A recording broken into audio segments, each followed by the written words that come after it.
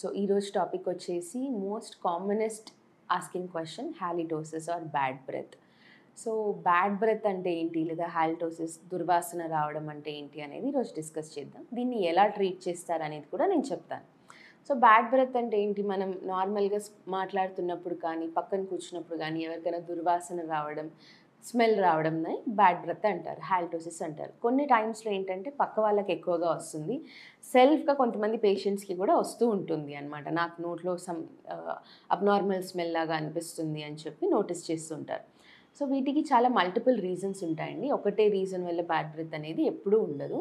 So దీంట్లో multiple reasons ఏంటి, అసలు దీని కాజ్ ఎలా వస్తుంది అనేది ఫస్ట్ తెలుసుకుందాం. ఫస్ట్ థింగ్ వచ్చేసి ఓల్డర్ ఇండివిజువల్స్లో చాలా వరకు మనం చూస్తుంటాము. సో షుగర్, బీపీ ఉన్న వాళ్ళల్లో చాలా వరకు అసిటోన్ ఆర్ కీటోన్ బ్రెత్ అంటుంటారు. అంటే వాళ్ళకి జనరల్ ఫిజికల్ కండిషన్స్ వల్ల, డయాబెటీస్ కానీ వేరే ఏదైనా కండిషన్స్